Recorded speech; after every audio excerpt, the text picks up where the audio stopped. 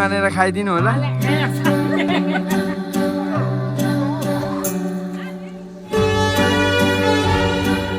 hello welcome back to my new vlog so आज चाहिँ म गाउँमा टक्कर आइरहनु कुदो रोप्नुपर्ने छ आज हिजो मकै भाँचो टक्क सकेर रेडी छ आज चाहिँ मकै भाँचो फेरि कुदो रोप्नुपर्ने छ त्यही भएर म बारीमा जाँदैछु कुदो रोप्ने ठाउँमा चाहिँ आज जोत्नलाई एकदम अप्ठ्यारो छ नि त झारै झार्छ सो त्यो झारलाई चाहिँ म एकदमै त्यसलाई सानसुन गरेर झाडु खालेर एकदम जोत्न सजिलो बनाउनु पऱ्यो भनेर हिँडेको सो अहिले बिहान लगभग 8:30 भइसक्यो उठेकै लगभग 8 बजेतिर उठेँ यसो हल्का फ्रेस भएर टक्क म अहिले जाँदैछौँ यतातिर हेर्न सक्नुहुन्छ कतिपय मान्छेहरू सबले रोपिसक्यो आज चाहिँ हाम्रो कालो भएको कारणले निकै आज फेरि रातभरि पानी पर्दै क्या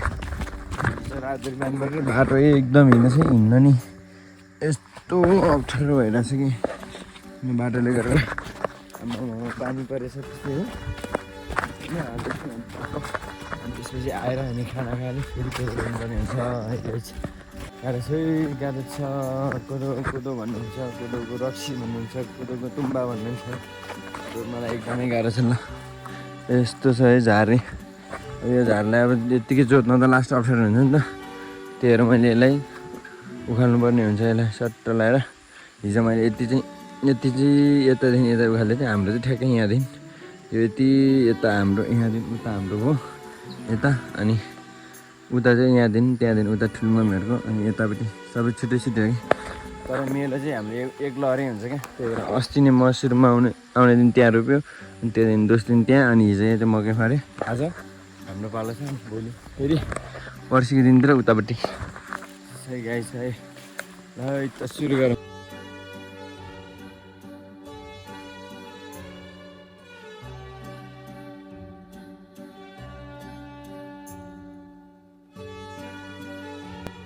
गाइस यति चाहिँ यहाँदेखि पर चाहिँ उखालेर राखेँ यसरी बटल राखेको अब चाहिँ लगभग 10 बज्यो गाइस होइन म चाहिँ अब खाना खान जान्छु फाइनल्ली गाइस म चाहिँ घर आएर मुखसुख धोएर एकदम अब खाना खाने अनि खाना खाएर फेरि मेलामा जानुपर्छ गाइस है तल फेरि मलामा बिउ बोकेर जाने गाइस अब हामी फेरि खाना खाएर अब फेरि मेलातिर जाने हो बिउ बोक्ने बिउ लिएर टक्क लगाएर फेरि पानीमा जानुपर्ने हुन्छ एक बोरा बिउ बोक्ने अनि मम्मीहरू खाजा लिएर आउँदै हुनुहुन्छ गाइस खाजा अलिअलि बोकेर हिँड्दैछ उनीहरूको हाम्रो अर्को खेताला आउँदैछु है 3 जना खेताला आम्मामा भनेर त अब यो 3टा खेताला त्यहाँ अहिले लडाइँ सबै यो खेतालाले सब कोदोको बिगार्छ यो खेताला हेरेर त आम्मामा 3वटा भएको छ त काले सेते खैरे यसले मान्छेलाई चाहिँ लडाउँछ यो चाहिँ बिउ हेरेर बिउ अलि ठुल्ठुलो जति लगाइसकेको छ सानो त रहेछ ए गाइस फेरि हामी यहाँनिर आज मेला सुरुवात हुँदैछ सबभन्दा ठुलो मान्छे मेलाको खेताला ठुलो खेताला समीर त नि मजा लगाइरहेको छ त्यो मेलामा ल हाम्रो धारा एकदम जरुवा पानी यस्तो चिसो छ फ्रिजको पानी जस्तै हो यतिको अर्ग्यानिक चिसो पानी खानुहुन्छ हाम्रो यहाँ अब यो भर्नेमा कसरी भयो त समीरले पानी बोकेर खेर लडाइ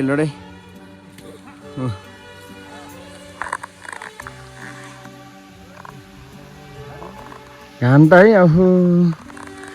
रातभरि पानी परेर यहाँ पानीको जरै निस्किने गरेर पानी पऱ्यो अहिले भने यस्तो बिजोग छ बाबा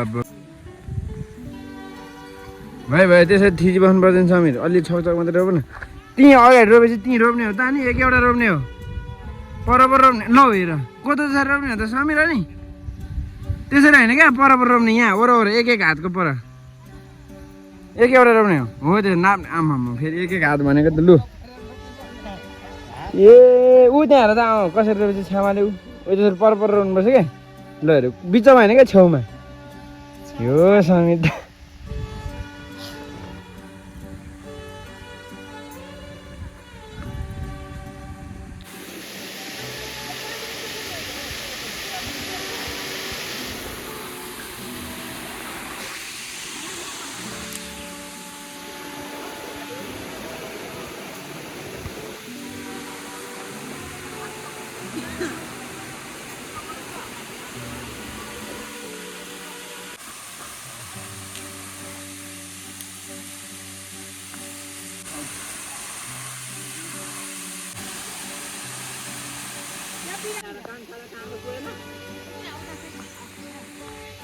घरका मान्छेलाई खानु मन लागेको छैन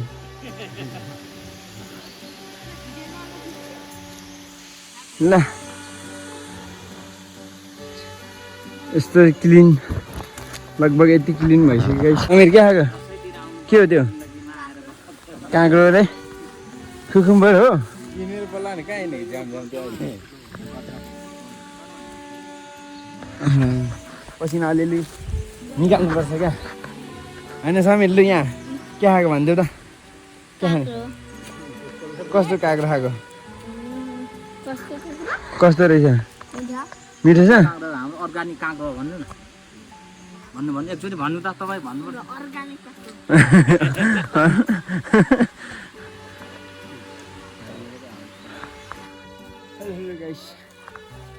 सरखान रोप्ने भनेर सरखानको लहराले राम्रै सिकाइस ल यसलाई टक्क रोप्ने लगेर ल समीरले तिम्रो सरखान रोप्नु छ यहाँ छ यहाँ यहाँ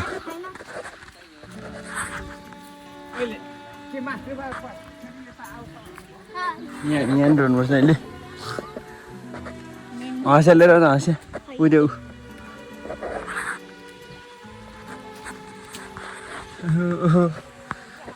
यति आइपुग्यो यो गरामा रोप्नु हो त्यो ढोरको बुटा यहाँ हाल्दै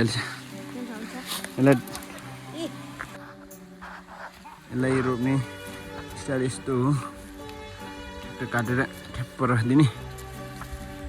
यस्तो राखिदिएर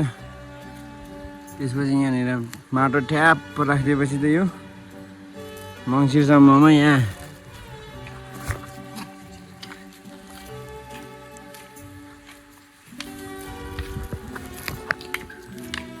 यस्तो यसको रोपाइ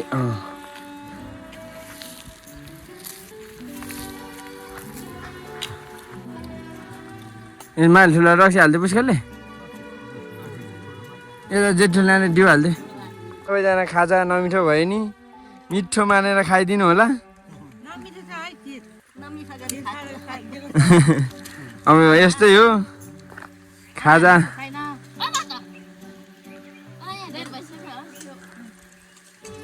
ल अब यस्तै हो खाजा अब अर्को वर्ष ब्रोइलर पाल्ने ब्रोइलरको ना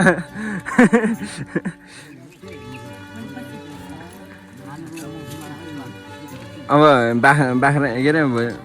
बाख्रा काट्नुपर्छ अर्को वर्ष कोदो रोप्ने बेलामा खसी फेरि मासु नि अब भने आजभोलि सबजना छेत्री बाहुनले सुँगुर खान थाल्यो मगरहरूले खान छोडिहाल्यो थाले त्यही भएर महँगो हुन थाल्यो आजभोलि सुँगुरको मासु त आमामा आकाश पाताल छुन्छ त अनि खसी सँगसँगै जित्न थालिसक्यो अहिले त ल फेरि पनि सुरुवात अथवा काँडाले घोच्यो हातमा नङ त सब गएछ झाडु खाले ल खोला छेउमा बसेर खोला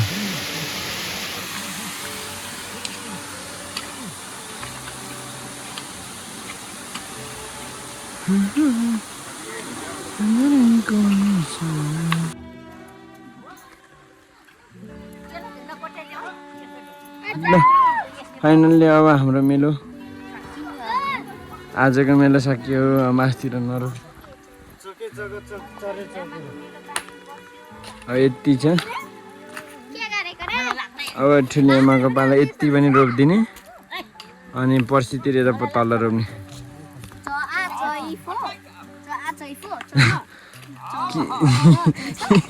के भनेको के हो मा यहाँ कराउँछ समीरले मान्छेहरूले करायो गाली गर्यो के हो तपाईँहरू कोदो रोपेन भनेर गाली गरेछ समीरले ओहो ल्याएर पानीले एकदमै बिजोक पानीले एकदमै बिजोग अवस्था ल लगभग यहाँ फाइनल बनाउने बेलामा यस्तो बिजोगले पानी पर्यो घर फर्किनु पर्यो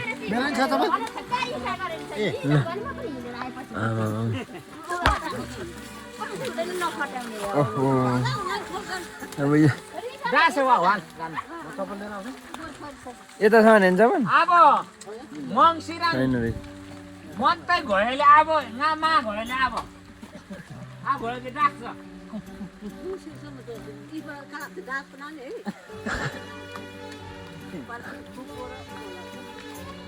फेरि भाले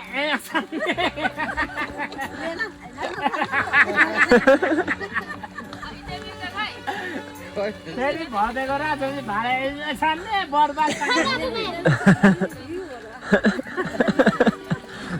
लेनाङ त यहाँ जान्थ्यो ल्याऊ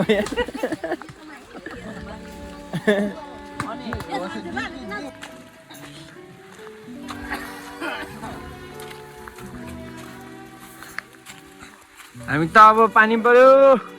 भिजेर भयो नि घरतिर जाँदैछौँ कोदो रोपाइसकेर आजको मेलो सक्यो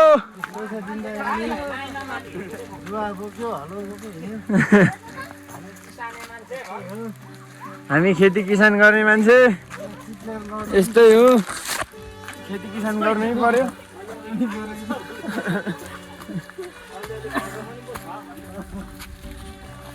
खेती किसानी मान्छे अब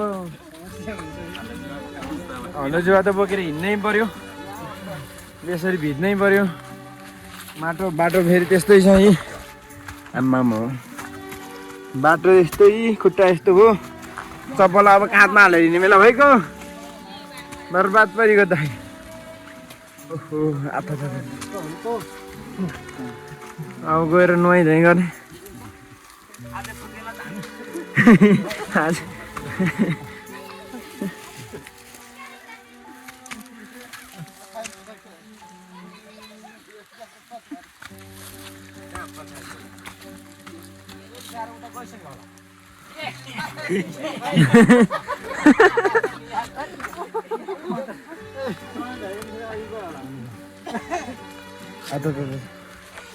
खुट्टा काटे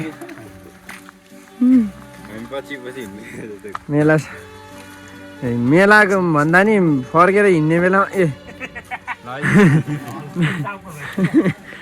मेला सकेपछि चाहिँ रमाइलो हुन्छ क्या जे फर्किनलाई चाहिँ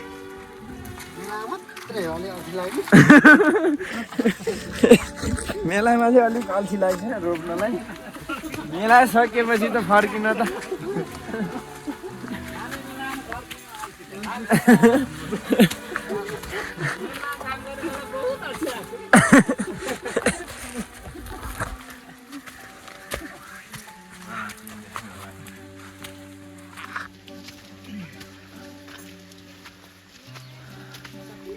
एउटा खेताला पनि आउँदैछ त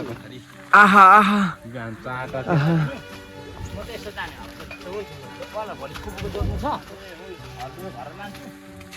ओहो आहा ल उताबाट जानु तपाईँ दाइ ए हुन्छ घर आइपुग्यो है हामी चाहिँ यतैबाट लानु न आमा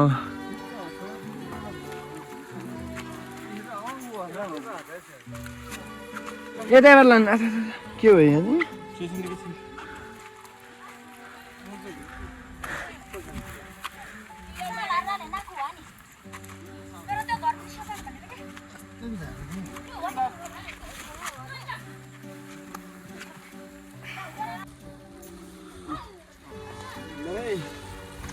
अब मेलामा खाजा बोकेर आउँदैछ खाजा दिएर खाजाको डोको बोक्नै पर्यो आफ्नो मेलामा अब बोक्ने मान्छे छैन आफै बोक्नु पर्यो बोक्ने भए आउनु भयो ल बोक्ने मान्छे आउनु यस्तो हिलोमा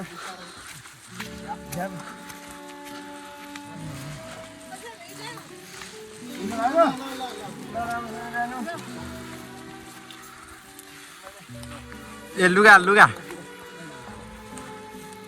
बेस नलाने बेस फाइनली गाइस अब घर पनि आइपुग्यो अब एकदम पानी पनि एकदमै ठुलो पानी पऱ्यो सो अब चाहिँ नुहाइधुवाइ गर्नुपर्ने हुन्छ अनि नुहाइधुवाइ गरेर एकदम रेस्ट गर्नुपर्छ ल गाइस मेरो भ्लग अन्तिमसम्म हेरिदिनु भयो कस्तो लाग्छ होइन लाइक कमेन्ट सेयर गर्न नबिर्सिनु होला ल गाइस फेरि भेट्नु ल गाइस बाइ